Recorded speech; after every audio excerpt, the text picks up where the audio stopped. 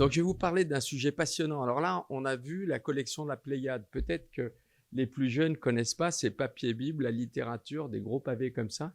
Puis là, on va passer à Pif Gadget parce que moi, je vais avoir beaucoup d'images et très peu de la littérature parce que dans le domaine, en termes de comparaison des outils, il n'y a pas grand-chose. Alors, d'abord, l'impact des calcifications, pour contextualiser un peu le topo, c'est un élément très important. Et notamment, il y a une étude qui est passionnante. Je vous conseille, parce que je vais passer relativement vite, de la regarder. C'est une étude qui a été publiée sur Syntax à 10 ans en regardant les calcifications coronaires, en regardant l'impact de l'importance des calcifications coronaires. Alors, effectivement, avoir des calcifications coronaires, ça va impacter le suivi des malades à 10 ans. Mais ce qui est intéressant dans ce papier, et je vous encourage à le regarder, c'est qu'il y a aussi sur le choix du mode de revascularisation des résultats qui sont très intelligents. Nous, on s'arrêtera simplement sur le fait qu'effectivement, réaliser une revascularisation chez un patient qui a des calcifications, eh bien, c'est important car ça impacte son pronostic. Alors, quelle est la problématique d'aborder une lésion calcifiée? On l'a vu, Philippe nous l'a rappelé, il faut bien préparer sa lésion pour pouvoir ouvrir le stent de manière satisfaisante et éviter ainsi la survenue d'événements cardiaques à distance, qui peuvent être d'ailleurs assez rapides, puisque ça peut être la thrombose de stent quelques heures après avoir déployé la prothèse, si celle-ci n'est pas déployée de manière adéquate.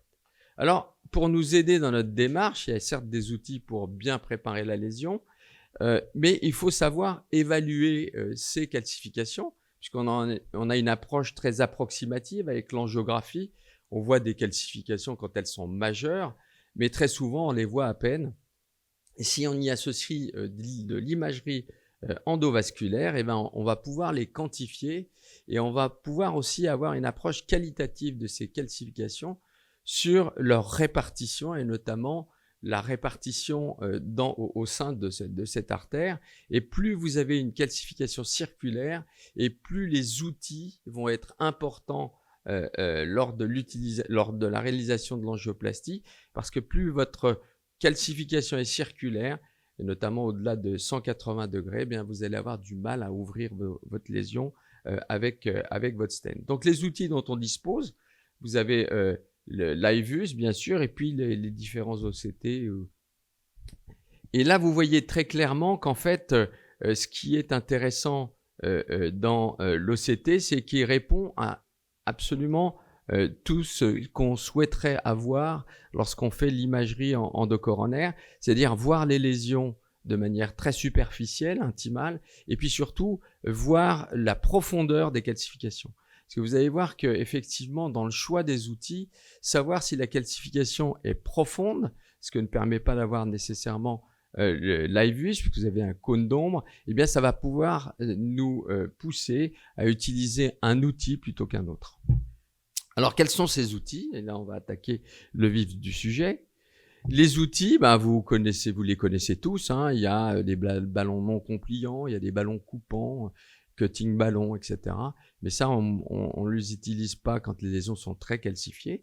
Et puis, il y a les athérectomies rotatives et puis l'athérectomie orbitale que je vais vous énoncer. Et puis, il y a aussi le shockwave.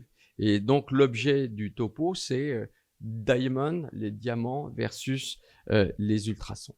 Alors le diamant, on connaît le diamant avec le rotablator, puisque la partie plus distale de la fraise, eh bien, a des particules de diamant qui sont extrêmement résistants et qui vont permettre de pulvériser l'athérome et créer une espèce de poussière d'athérome qui va être filtrée par le rein. Ce d'autant que la lésion est calcifiée, donc très dure, donc ça va permettre véritablement de forer un passage dans la sténose et puis de fragmenter la calcification de la plaque. Alors ça crée cette peut-être poussière d'athérome qui peut impacter le pronostic du patient, puisque cette poussière d'athérome peut créer du low flow, du no flow, ce qui peut être très gênant chez les patients qui ont une dysfonction ventriculaire gauche ou des contextes de valvulaire, notamment comme les patients qui vont faire l'objet d'un TAVI et qui sont fragiles et qui ont souvent des lésions plutôt calcifiées. Alors, les indications du rotablator. Alors, les indications du rotablator, pour faire court, c'est il y a une indication, il y a une figure imposée, c'est lorsque vous arrivez à passer votre guide, mais que vous n'arrivez pas à passer de ballon. Là, c'est là véritablement la place du rotablator parce que ça va vous permettre, grâce au mécanisme de forage, de réaliser un passage. Et avec ce passage, vous pourrez effectivement prédilater la lésion et éventuellement y associer d'autres techniques comme celle du shockwave. Autre élément qu'il faut prendre en ligne de compte dans les indications du rotablator, c'est la longueur de la lésion. Aujourd'hui, on est plus enclin à utiliser le rotablator lorsqu'on a des lésions qui sont étendues. Sur le diamètre de la fraise, en fonction de la lésion, alors il y a plusieurs façons de choisir la fraise, mais lorsqu'on a par exemple une lésion qui est infranchissable, on va favoriser le passage d'une petite fraise, et lorsqu'on va vouloir débulquer une lésion, notamment un bourgeon athéromateux, eh bien on utilisera plutôt une fraise un peu plus grosse, sans dépasser le ratio de 0,7 pour éviter les problèmes de complications. Donc la fraise, premier élément, premier outil qui comprend du diamant et qui permet de nous sortir de certaines complexités. Alors l'autre outil qui comprend du diamant, alors lui, c'est la couronne orbitale. C'est dommage qu'ils l'ont pas appelé l'olive parce que on aurait eu la fraise et l'olive, on serait resté dans les fruits. Là, c'est une couronne. Donc la couronne, en fait, elle va permettre de réaliser une abrasion à l'intérieur du vaisseau, et cette abrasion va être fonction de la vitesse. Donc le diamètre d'abrasion va être fonction de la vitesse utilisée.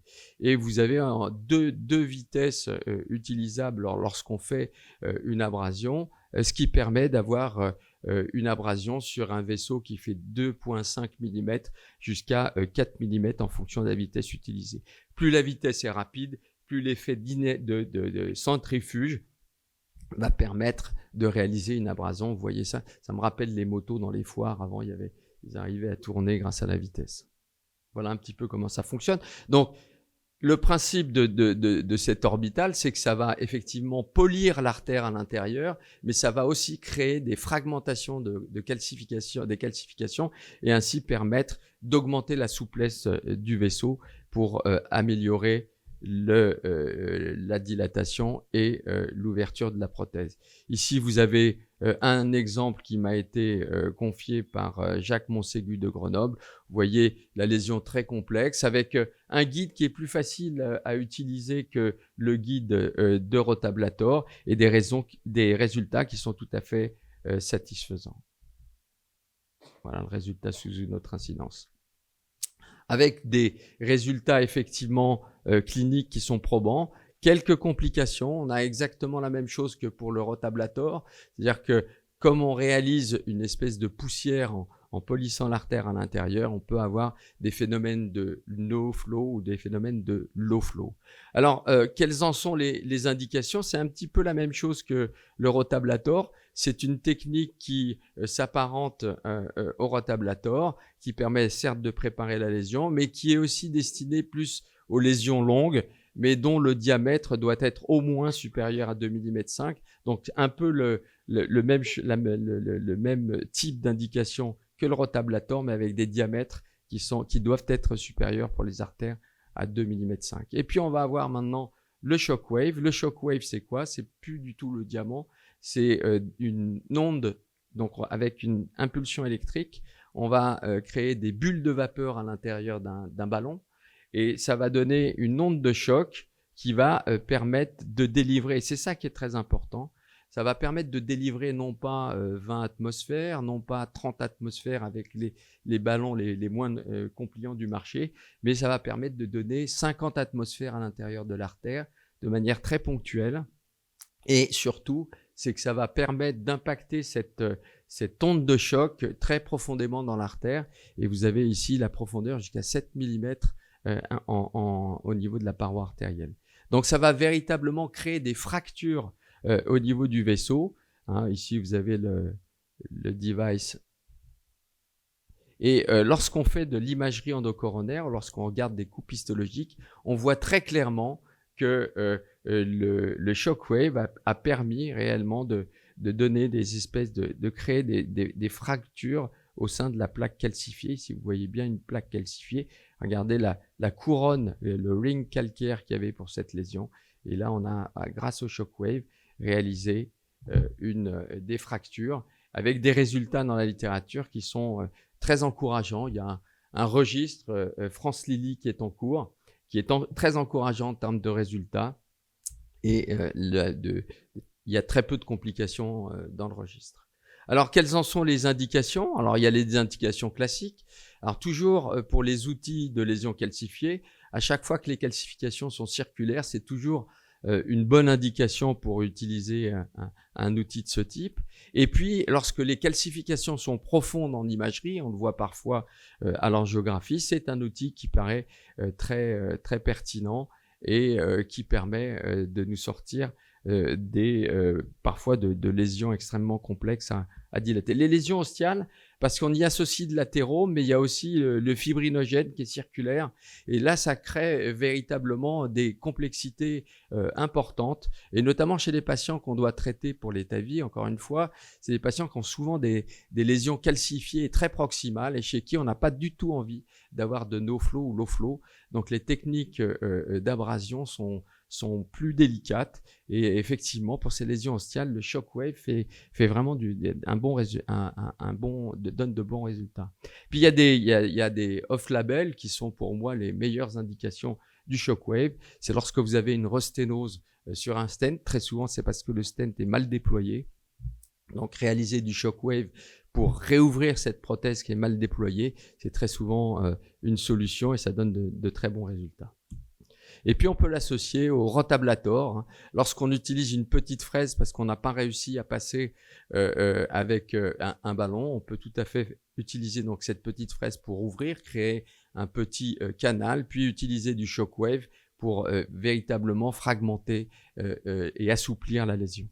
Donc voilà un petit peu, on a essayé de bâtir un algorithme, on est en train d'écrire un consensus paper français qu'on veut soumettre par le GACI pour essayer de positionner les outils. Aujourd'hui, les outils, il n'y a pas dans la littérature d'éléments qui permettent de le faire de manière extrêmement documentée. Mais ce que l'on peut dire, c'est que dans un premier temps, je pense qu'il va falloir qu'on apprenne à mieux analyser les images de calcification pour savoir quels sont les outils les plus adaptés. Il faut tenir compte aussi de l'extension de ces calcifications pour utiliser plutôt les techniques d'athérectomie comme le rotablator ou l'orbital pour effectivement positionner ces deux outils. Et puis la lithotricie intracoronaire, le shockwave, donne des résultats extrêmement intéressants. Et peut-être qu'en croisant sur les lésions les plus complexes le shockwave avec les techniques d'ablation, eh bien on pourra avoir des résultats très satisfaisants chez nos populations qui sont de plus en plus âgées et calcifiées. Alors l'impact sur le résultat de ces outils, eh bien ça va permettre d'ouvrir ces stents, et on sait que ces stents sont, lorsqu'ils ne sont pas bien déployés, générateurs de complications à distance. Alors les outils dont on dispose, c'est effectivement le rehaussement de stent, comme je l'ai mis. On n'en fait pas assez souvent. Je pense qu'il faut faire du rehaussement de stent de manière extrêmement rigoureuse et quasi systématique lorsqu'on fait une dilatation. Alors l'imagerie endocoronaire, c'est ce qu'il y a de mieux, c'est le gold standard. La pénétration en France, c'est moins de 9%. Donc effectivement, parce qu'il y a des contraintes budgétaires, on n'utilise pas toujours celle-là. Et puis donc il y a une alternative, on a présenté ça au PCR récemment. Donc le fait de faire une acquisition, c'est un stent vise ou un stent rehaussement de stent que vous allez acquérir en 3 dimensions, donc une acquisition 3 dimensions. Après, vous laissez bosser l'ordinateur. Et après, vous avez une reconstruction de votre stent en 3 dimensions, ce qui permet d'avoir une approche plus modeste, bien sûr, que l'imagerie endocoronaire, mais une approche quand même plus intéressante, parce que si on fait un stent vise sur un plan, on peut être tout à fait satisfait, et sur un autre plan, découvrir que le stent n'est pas déployé du tout. Voilà, en gros, les conclusions. Les calcifications, effectivement, ça impacte, c'est pas une anecdote.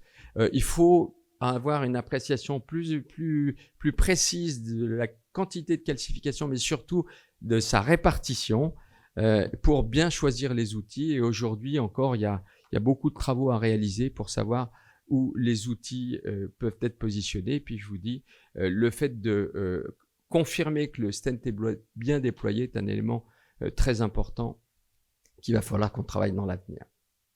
Je vous remercie pour votre attention. Merci Hakim. Est-ce qu'il y a des questions pour Hakim? Hakim, on a l'impression que le shockwave, c'est quand même plus facile, qu'on est un peu flemmard et on ne veut pas sortir les outils. Ça marche même sur les lésions qui sont non franchissables. Enfin, oui. Moi, j'en ai fait l'expérience que tu as l'impression que l'onde de choc, bon, elle se propage perpendiculaire au ballon, mais on a l'impression qu'aussi en avant et en arrière. Donc des fois, ça te permet de franchir des lésions non franchissables. Excellente remarque. D'abord, effectivement, ça paraît plus facile. Au demeurant, il faut quand même avoir un bon appui. Il faut utiliser très fréquemment des extensions de cathéter. Moi, je le fais systématiquement. De toute façon, le bon appui, ça doit être la lettre A de la procédure. Et puis, l'extension de cathéter, je l'utilise quasi tout le temps. Et ce que tu dis, ça m'est déjà arrivé. Effectivement, j'avais pas envie de sortir le guide, remettre le guide de rota, etc. J'étais parti pour faire du shockwave. Et donc, alors que effectivement, quand on fait du shockwave, on prédilate en général avec un ballon non compliant. Le ballon non compliant ne passait pas. Et je me suis mis juste au-dessus, là, au maximum d'où je pouvais aller.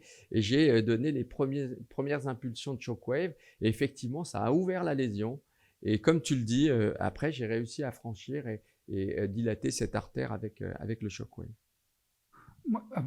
Ma petite expérience de la semaine dernière m'a montré l'inverse, mais un patient avec l'extension de cathéter, comme tu dis, les ballons simples qui explosent sur la calcif, les ballons non compliants qui explosent sur la calcif, 2 ballons de shockwave qui explosent sur les calcifs.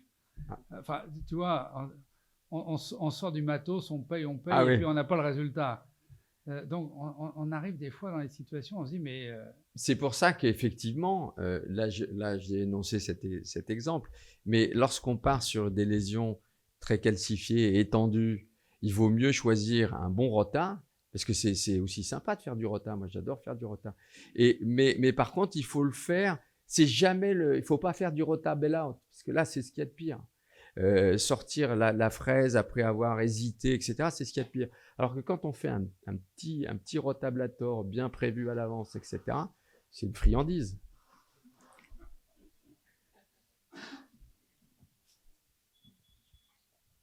On va te donner un micro, Jean-Charles.